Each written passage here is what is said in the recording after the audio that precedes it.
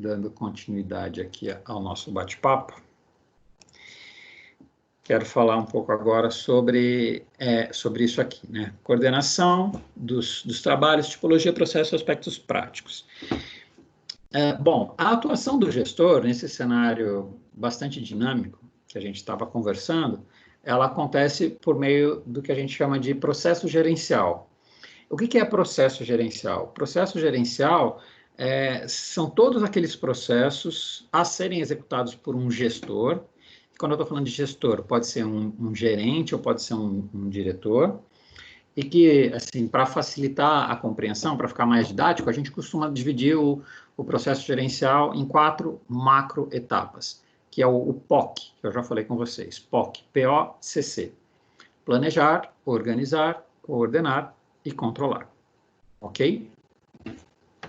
E agora, até agora eu estava falando sobre organização, então, organização do trabalho flexível, organização dos novos modelos empresariais, e agora eu vou falar um pouco sobre as atividades de coordenação.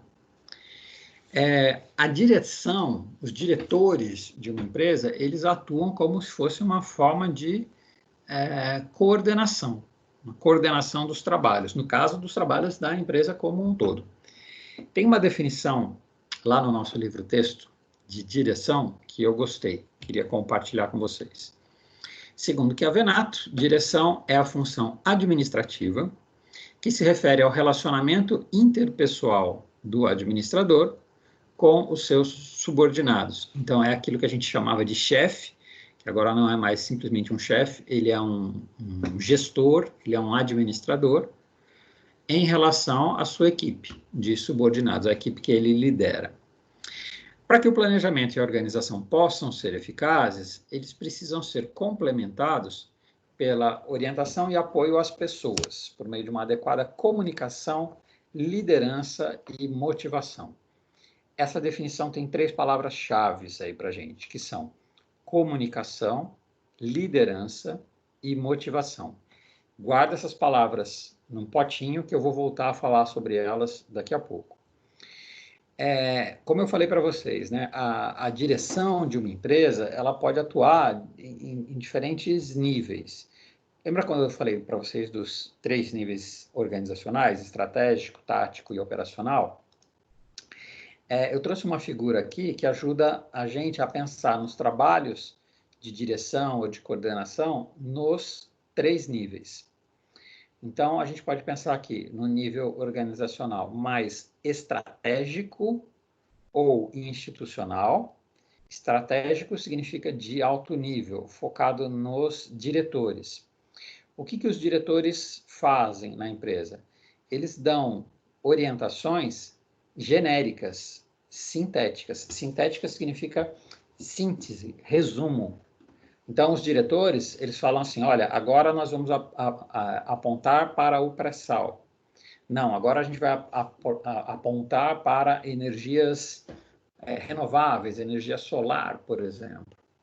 E essas orientações dos diretores, eles visam o longo prazo, pensando na empresa como um todo. Então, eles pensam no futuro da empresa, beleza?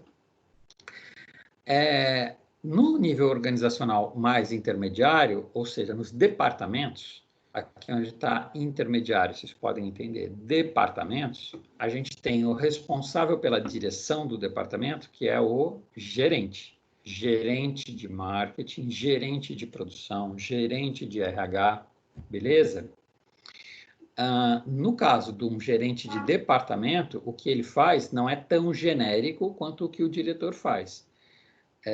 Ele tem que ser mais objetivo, né? Tem que ser mais detalhado. Então, se o gerente de produção vai trabalhar com exploração de petróleo, então ele tem que conversar com o gerente de RH e contratar engenheiros de petróleo ou pessoas que atuem com petróleo.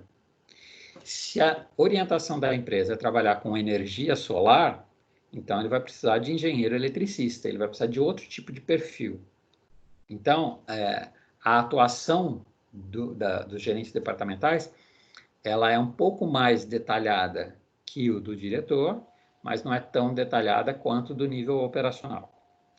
O prazo de atuação é o prazo médio de atuação. E ele visa cada unidade organizacional, ou seja, cada departamento da empresa. E quando a gente vai para o nível mais operacional, a gente tem quem trabalhando? Os coordenadores e supervisores. Coordenadores e supervisores, eles também exercem uma função de direção no sentido de dirigir, orientar os seus funcionários, orientar as suas equipes. E aí o conteúdo da orientação tem que ser bastante detalhado, bastante analítico. É a receita de bolo. Então, vamos dizer assim, o engenheiro responsável por construir um duto para transporte de petróleo ou para construir um painel solar para captação de energia, precisa ser muito detalhado. Você precisa especificar lá, para construir um duto, você precisa especificar lá a quantidade de peças que você precisa, quantos quilômetros vai ter aquele duto, quem são os fornecedores quem são as pessoas que vão trabalhar, quem são os fornecedores, todos os detalhes possíveis para que aquele projeto, para que aquela obra saia do papel.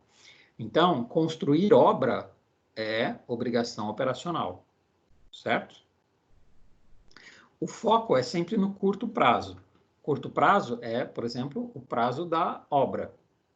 Lembrando que a obra ela tem um prazo definido para começar. Ainda que a gente tenha algumas obras de longa duração, mas a construção de uma obra para uma empresa é sempre o curto prazo. São as metas do mês. Então, assim, se eu estou subindo um prédio, é o seguinte, quantos andares eu vou subir por mês? Né? Então, isso é um cronograma de curto prazo. A gente pode pensar aí que o curto prazo, este curto prazo aqui, ele varia de um dia até um mês. O que eu tenho que fazer hoje? Qual é a meta que eu vou entregar no mês? O médio prazo, né? A gente tem que pensar nas atividades do mês, pensando em relação ao ano. O gerente de vendas, ele tem que pensar na meta de vendas do mês, ok? Por que ele tem que pensar na meta do mês? Porque o diretor-geral, ele está pensando na meta do ano. Longo prazo, então, é maior ou igual a um ano. Ok? Eu acho que esse gráfico aqui eu já tinha explicado para vocês na nossa aula presencial, né? Numa das nossas últimas aulas presenciais lá. Mas percebam que toda hora ela volta, cada hora abordando um aspecto específico. Então, aqui a gente está falando das responsabilidades dos gestores em cada nível organizacional, tá? Lembra aquelas 3 palavras que eu mandei vocês guardarem no potinho? Tira do potinho que eu vou falar delas agora. A gente já sabe o que cada gestor deve fazer de acordo com o local onde ele trabalha. Como ele vai fazer? Então, basicamente, através daqueles 3 elementos que eu falei. Liderança. O que é exercer a liderança? Ter liderança não significa mandar nas pessoas. Absolutamente não. Liderar não é mandar em ninguém. Liderar é você ajudar a resolver conflitos.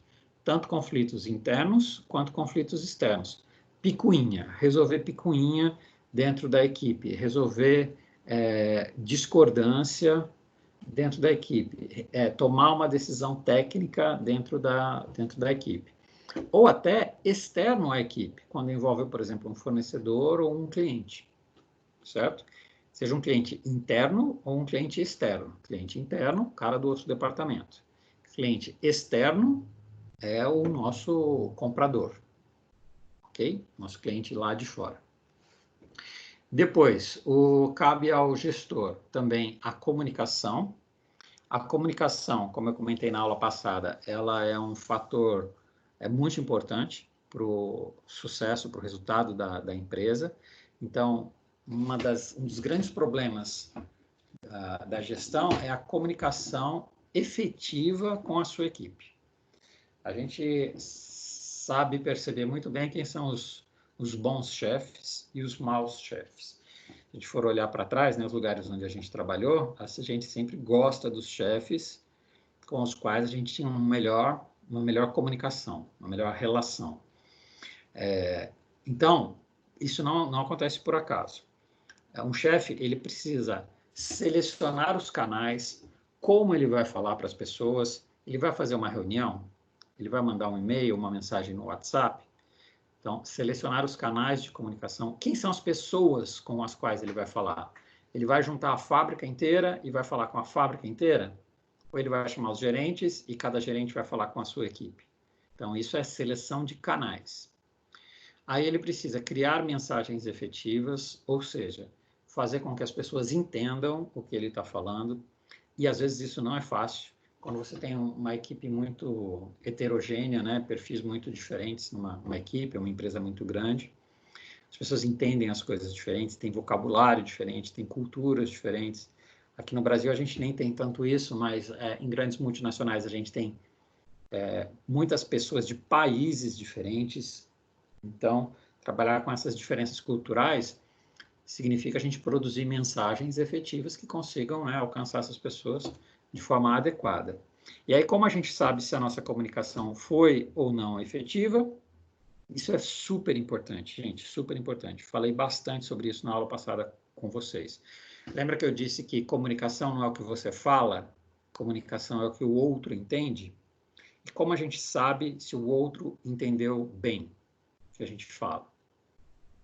Através do feedback. Só tem um jeito, pedindo feedback para as pessoas. Você tem que perguntar para as pessoas se a pessoa entendeu, se está claro, pede para a pessoa repetir. Você entendeu o que eu te pedi? Então fala para mim o que você entendeu. Aí a pessoa repete, você vê se é aquilo mesmo, ok? Por isso que toda hora eu estou parando a minha aula e perguntando para vocês se vocês entenderam. Galera, vocês entenderam? Falem o que vocês acham, né? Para mim o feedback de vocês é super importante, senão eu fico só falando sozinho aqui. E, por último, a última função, né, de um gestor é motivar a equipe. Não se iludam, não existe empresa perfeita, com salário perfeito, uma empresa onde não tem brigas, onde não tem problemas, onde nada desaparece. Todas as empresas do mundo têm problemas. E todas as empresas do mundo têm problemas de motivação do funcionário. A gente já conversou um pouco sobre motivação na semana passada, né? Lembra que a gente falou dos fatores internos, dos fatores externos? Fatores externos são importantes. Então, estar num ambiente saudável, ter um EPI para você trabalhar com segurança, estar convivendo com pessoas legais, que sejam alto astral, isso é bacana, ter uma boa relação com o chefe, né? Isso é um fator motivacional. Mas tem uma motivação da gente, individual, que está dentro da gente. A gente tem que gostar daquilo que a gente faz, né? Então, motivação significa, né, orientar a equipe sobre os melhores rumos a seguir, explicando para as pessoas. Olha, fulano, você tem que fazer assim, assim, assado, porque senão pode dar ruim por causa disso, disso e disso. Certo? Então, motivação é isso. Tudo bem até aqui? Tranquilo? Se vocês não falarem nada, eu vou pregando o pau. Pensando na organização da empresa, a gente pode pensar em dois estilos administrativos, né? Tem essa teoria dos estilos administrativos, ela fala das empresas convencionais e das empresas inovadoras. As empresas convencionais, a gente chama de teoria X, e as empresas inovadoras, a gente chama de teoria Y. O que é a administração pela teoria X? É aquela empresa antiga, tradicional, que fica fiscalizando cada passo que você dá na empresa, que quer saber tudo o que você faz, que desconfia das pessoas, acha que as pessoas estão sempre querendo roubar a empresa, que fica cheia de regras para as pessoas sobre o que fazer, como se vestir, etc., que desconfia de todo mundo, que não chama ninguém para participar, que é um trabalho tedioso para as pessoas, com pouca inovação, que tem aquele chefe meio ditador, que não abre espaço para negociar nada, e ele vê as pessoas só como mão de obra. Isso é a teoria X, né? A teoria Y é o contrário de tudo isso que eu falei. A teoria Y, ela apregoa, ela recomenda que as próprias pessoas se autogerenciem, se autodirecionem, que elas consigam estar alinhadas com o foco da empresa, que elas consigam entender se há ou não uma relação de ganha-ganha entre ela e a empresa e onde está e como ela pode obter melhores benefícios. A empresa que segue a teoria Y, ela confia nas pessoas, ela delega a responsabilidade para as pessoas, ela dá liberdade para as pessoas tomarem decisão. Ela não tem aquele chefe mandão, ela tem um chefe que orienta mais do que manda. Ela propõe formas criativas de você executar o seu trabalho. Ela acredita na participação das pessoas no processo de tomada de decisão e ela vê as pessoas como fundamental, não apenas como um recurso, como uma mão de obra. Elas veem as pessoas como um capital intelectual, aquilo que pode ajudar a pessoa, ajudar a empresa a ter um bom sucesso no mercado. Esse modelo da teoria X, ele já está completamente ultrapassado, né? Mas a gente ainda vê muitas empresas que trabalham dentro desse paradigma. Quem me chamou? É a Thaisa. Oi, Thaisa, tudo bem?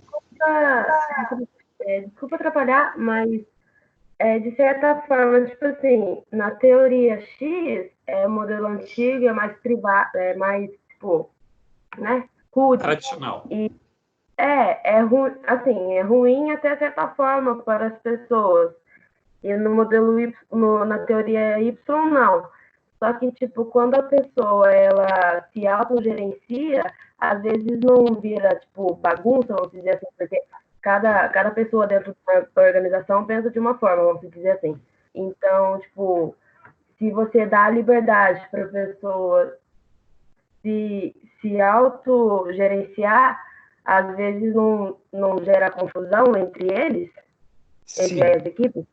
Assim, não que a teoria X seja boa, assim, porque tudo tem que evoluir e ser atualizado, mas a teoria Y, às vezes, com a total liberdade para as pessoas, às vezes pode atrapalhar a empresa, não pode? Sim, exatamente. E aí, o que tem que ser feito? Vamos pensar duas coisas. Primeiro, vamos pensar numa empresa que atua pela teoria Y, mais emancipadora, mais inovadora, e que você tem um diretor e ele tem uma equipe de gerentes que atuam junto com ele, e aí ele fala assim, olha, galera, então a gente vai ter que fazer, no próximo período, a gente vai ter que fazer assim, e dar as orientações gerais. Olha, vamos fazer isso, isso e isso, vamos atuar em tais mercados, vamos fabricar tal coisa e bora lá, galera. Quando ele fala isso, quando o diretor fala isso para os gerentes, aí você acha que cada gerente vai conseguir desempenhar bem o seu papel? Quando ele dá o direcionamento, fala, olha, galera, vamos todo mundo trabalhar para lá. Você acha que as pessoas vão conseguir se mobilizar para aquela direção? Eu acho que com as instruções dá um caminho, mas a decisão do gerente que ele vai tomar, eu acho que é o que faz o papel ter eficiência, né? Não sei, tipo, eu acho que é uma forma de analisar, né, os gestores. Então, aí vamos supor o seguinte, vamos supor que a galera entendeu, que os gerentes entenderam e eles começaram a trabalhar. E aí tá cada um trabalhando lá e de repente surge um problema que precisa ser resolvido em grupo. O que você acha que eles fazem? Eles se reúnem, discutem entre eles e decidem. Olha, galera, se a gente fizer tal coisa, vai ter tal impacto na produção, vai ter tal impacto no financeiro. E aí o que eles fazem? Eles decidem entre eles, todo mundo participa, decide entre eles e toma uma decisão. Olha, então o melhor caminho a seguir é tal. Aí vai todo mundo e segue aquele caminho. Então eles conversam antes, eles estão empoderados e eles conversam e discutem os pontos positivos e negativos de uma determinada tomada de decisão. Da mesma forma como como o diretor fala isso para os gerentes e os gerentes conseguem se organizar quando surge um problema, é esperado que esse gerente, com a equipe dele que está aqui embaixo, também faça isso. Aí você pode falar assim para mim, né? Esse problema que você trouxe. Ah, professor, mas se a gente der muita liberdade, o povo vai virar uma zona e ninguém vai conseguir trabalhar direito. Mas aí que está a importância desse gerente. Esse gerente, ele é empoderado e ele precisa empoderar essas pessoas também. E essas pessoas, elas não podem simplesmente fazer o que elas querem. Elas têm que entender qual a razão de ser das coisas. Então, por exemplo, você pode dar liberdade para o funcionário chegar mais tarde para trabalhar e sair mais tarde, por exemplo. Fazer um horário flexível, fazer um horário de almoço flexível, fazer um horário de entrada e saída flexível. Isso é empoderar e dar autonomia. Agora, se o cidadão ele entra 1 hora atrasado, faz 2 horas de almoço e sai 1 hora mais cedo, percebe que ele não está comprometido, né? Parece que ele não entendeu a filosofia do grupo ali, né? A ideia não é essa, não é o cara, né, trabalhar do jeito que ele quiser. Ele tem que entender que ele é uma peça ali na engrenagem. Se ele ficar 4 horas fora da empresa, ele vai fazer falta. E aí a empresa precisa de alguém que fique 8 horas e não 4 horas, né? Então, esse empoderamento, ele acontece em todos os níveis. Diretor, gerente e operadores, certo? Se a equipe for bem empoderada, então volta lá para o meu slide. Pensando aqui na teoria Y, né? Para as pessoas terem liberdade e autonomia, como eu estou falando aqui, elas precisam ter responsabilidade. Como diria o Homem-Aranha, grandes poderes trazem grandes responsabilidades, não é assim? Então, para uma empresa funcionar segundo os paradigmas da teoria Y, a empresa toda precisa estar comprometida. E aí, o comprometimento ele pode se dar de duas formas. Ou através, né, do amor, você vai ensinando, vai explicando, vai orientando para a pessoa, ou através da dor. Se a pessoa não se adaptou, troca a pessoa. Faz sentido, mais ou menos isso que eu comentei, Thaisa? Eu entendi bem, professor. Era só mesmo, assim, mais uma ideia, assim, sabe? De se a teoria Y não teria esse problema. E aí, uma outra coisa que eu acho que vale a pena a gente discutir é o papel do gestor, né? O papel do gestor, ele pode ser mais autoritário ou mais facilitador. A gente vai falar sobre isso daqui a pouco. O ideal, quando a empresa está fazendo essa transição, né? Volta lá no meu slide. Quando a empresa está fazendo essa transição da teoria X para a teoria Y, a pessoa ir se capacitando e entendendo o comprometimento dela com o objetivo comum, ok? E, claro, um líder na teoria X, ele é um pequeno ditador. Um líder, segundo a teoria Y, ele vai medir os resultados e vai dar o feedback. Olha, fulano, você está ficando 4 horas por dia fora da empresa, seus resultados não estão bons, né? Isso está levando a gente a ter que tomar uma decisão. O que você pensa a respeito? Entende? Faz sentido? Você está achando muito bonzinho esse chefe, né, esse gestor da teoria Y? Não, eu entendi bem. É até preferível, né? Claro, sempre, né? E aí dá para a gente fazer um paralelo dessas duas teorias com duas outras teorias que a gente viu antes, né? Das organizações orgânicas e das organizações mecanicistas. Aqui as coisas funcionam pela dor e aqui as coisas funcionam pela colaboração. Tudo bem? Bom, isso aqui que eu queria falar para você, Thaisa, sobre os estilos de liderança. Então, um gestor, ele pode atuar de várias formas, né? Os livros, eles trazem para a gente esses 4 estilos de liderança. Eles não existem puros, assim, né? Mas eles ajudam a gente a pensar em como exercer a liderança. Desde um líder que se chama, né, autoritário coercitivo, que é o cara que centraliza tudo. Ele toma todas as decisões, não consulta ninguém, é ele que manda, ele tem aquela visão bem retrógrada. Um segundo, ele é autoritário, mas ele é também benevolente, ou seja, ele visa o bem. O autoritário benevolente, ele consulta a equipe, mas é ele que dá a última palavra, é ele que toma a decisão. Aí a gente tem um terceiro tipo, que é mais consultivo. O que é consultivo?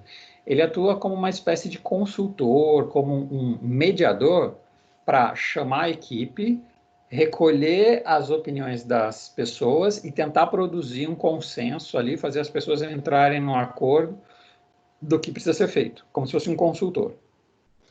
E o último, que ele é meramente participativo, ou seja, ele deixa a equipe decidir o que precisa ser feito e aí ele só monitora os resultados. E aí vai dando os feedbacks para a pessoa. Olha, bateu a meta de hoje, não bateu a de ontem, ele vai só dando os feedbacks, entendeu? Mas ele mesmo não executa, né? Ele participa as pessoas, ele informa as pessoas sobre o que está acontecendo, mas ele não decide, né? Claro que entre esses 4 tipos tem vários níveis intermediários aí, né? Mas isso ajuda a gente a pensar num gradiente de diferentes tons de cinza aí, né? Mais para a direita, mais para a esquerda, tá? Bom, e aí se a gente entender, então, estou quase acabando, tá, pessoal? Mais uns 5 minutinhos. Se a gente entender que o papel do gestor é alinhar as equipes com as metas da empresa, a gente vai entender aquela coisa que eu falei para vocês do planejamento, organização, controle, através de uma integração dos processos internos. Então, é papel do administrador atingir as metas da empresa, reconhecendo as variáveis humanas, reconhecendo, por exemplo, o talento das equipes, o que cada um sabe ou não fazer, ensinando quando precisa, tendo uma comunicação efetiva, motivando as pessoas sempre que necessário, ok? Atuando como a gente conversou. Ele faz isso por meio de processos, né? Processos de tomada de decisão, sistemas de comunicação. Então, o processo de decisão é o seguinte, é você chegar para o funcionário e falar, olha, galera, o que vocês acham que a gente tem que fazer? A gente está voltando agora da crise do Covid, a gente teve um baque, nosso mercado diminuiu, o que vocês acham que a gente deve fazer? Ouve as pessoas e participa do processo de tomada de decisão. Registra por meio dos sistemas de comunicação. Então, que houve uma reunião, que a equipe decidiu atuar da seguinte forma, né? Discute com as pessoas as alternativas e registra o que foi feito. Promove melhorias na relação interpessoal, porque pode haver disputa. Em equipes grandes, às vezes as pessoas disputam pelo poder, por ser gerente, todo mundo está querendo ser promovido, às vezes as pessoas, né? Então, é papel do gerente também ter boas relações interpessoais, motivar a equipe a manter boas relações interpessoais e estabelecer sistemas, né, de punição e recompensa para que as pessoas entendam que elas têm que estar preocupadas com o bem coletivo. Ok? Bom, e aí, última coisa, né? Como que as equipes podem agir? Falei tudo isso do ponto de vista do gerente. Como que as equipes podem agir para ter um alto desempenho? Basicamente, equipes menores são melhores porque tem menos ruído de comunicação. Os participantes, eles são capazes e complementares. Capazes é o seguinte, eles têm os melhores currículos, eles têm as melhores formações, trabalharam nas melhores empresas, eles conseguem dar o melhor, né? E eles têm habilidades que se complementam. Então, se um é bom em uma determinada coisa, o outro é bom em outra coisa. Um é bom em cálculo, o outro é bom em vendas, né? São equipes que compartilham as metas e os objetivos, eles entendem a relação de ganha-ganha que pode se estabelecer em uma empresa. De forma geral, eles compreendem as normas e as abordagens das empresas no sentido de tornar o desempenho da equipe como um todo mais produtivo, e eles se comprometem com os resultados de todos, da equipe como um todo, da empresa como um todo. Beleza? Ufa, hoje eu falei bastante com vocês, né? Dúvidas até aqui, galera? Sim, não, tudo bem? Por mim, tudo certo. Maravilha. Então, a gente vai fazer o seguinte, ó. A gente vai fazer um intervalinho. Vamos fazer um intervalinho um pouco mais comprido hoje, pode ser de 15 minutos. São 20 e 40 pelo meu relógio. Com 15 minutos, são 10 para as... deixa eu ver aqui. Fazendo um intervalinho de 20 minutos, a gente pode voltar às 9. 5 para as 9, pode ser? 5 para as 9. Aí o que a gente vai ter na aula de hoje? Deixa eu já explicar. Depois do intervalo, eu vou dar uma atividade para vocês. Essa atividade vai valer 1.500 pontos, é bastante. É a atividade do segundo bimestre. São 3 exercícios, 3 testes que eu vou passar para vocês responderem. Rapidinho de fazer. Então, não vão embora, não desistam da aula. E eu vou, na aula de ProInter hoje, eu vou pedir para vocês, hoje vai ser a última chance de vocês tirarem dúvidas sobre o projeto de vocês. Hoje foi a data que eu estipulei para vocês entregarem o projeto de ProInter, certo? Quem não estava na aula passada, a entrega do projeto de ProInter é até hoje, às 22 horas. Tudo bem? Aí eu vou dar o espaço da aula de ProInter hoje para vocês tirarem as últimas dúvidas, depois eu vou dar as devolutivas para vocês dos trabalhos até a semana que vem, e aí na semana que vem a gente vai falar sobre cronograma financeiro. Tá ok? A gente falou sobre cronograma físico até agora. Então, é isso. Vou fazer uma breve interrupção de 15 minutos, a gente volta às 9, que é para dar tempo de todo mundo tomar um café, acordar e ficar aqui comigo até as 9h30, que deve ir a nossa aula, mais ou menos. Tá bom? Então, a gente se vê às 9. Até já. Tchau.